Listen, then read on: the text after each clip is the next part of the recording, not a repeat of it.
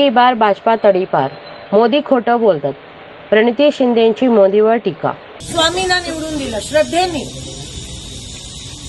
पण मी पण श्रद्धेने विचारते, निरागसपणे विचारते, मला सांगा मागच्या 5 वर्षात त्या खासदारांनी तुमच्यासाठी, हैदरासाठी, अक्कलकोट तालुक्यासाठी काय केलं का? केलं असेल तर मी बसते, सांगा म्हातार. मग तरी परत भाजपला मोदीच आहे म्हणून मतदान केलं तर नुकसान आहे, कारण का आता मोदी पण खोटं बोलतात आणि रेटून खोटं बोलतात. ते म्हणतात 400 पार 400 पार. एवढा जर त्यांना आत्मविश्वास असता 400 पारचा, तर अरविंद केजरीवालनं एका रात्रीत अटक का केली? तर काँग्रेसचे सगळे जे खाते आहेत ते सील का केले? कारण काय 400 पार साफ खोटं आहे. हे अबकी बार भाजप तडीपार आहे, हे 400 पार नाही आहे.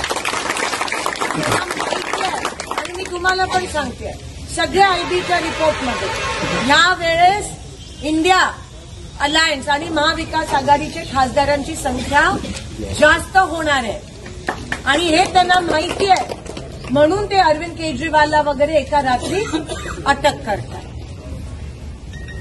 हे त्यांचं कट कारस्थान चालू आहे आणि म्हणून मी हात जोडून विनंती करते, आम्ही तुमच्यासाठी लढायला आहोत, आम्ही काम करणारी लोक आहोत आणि तुम्ही आम्हालाच साथ दिला नाही आणि जे बिनकामाची लोक आहेत त्यांना साथ दिला तर परत एकदा सांगते, नुकसान सर्वसामान्य शेतकरी युवकांचा होतो.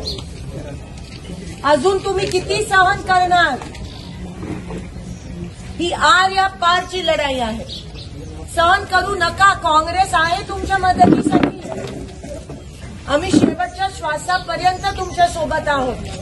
मेत्रे साहेबांचा त्या ठिकाणी पराभव झाला तरी ते दिवस रात्र फिरत असतात, शिंदे साहेब फिरत असतात. आम्ही सगळे आहोत तुमच्या सोबत आणि आम्ही काम करणार.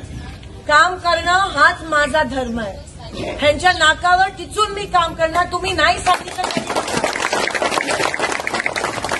कारण का काम करणं जिद्दीने आणि चिकाटीने तो माझा स्वभाव आहे, तर 100% मी काम करीन. एवढं मी तुम्हाला या ठिकाणी शब्द देते.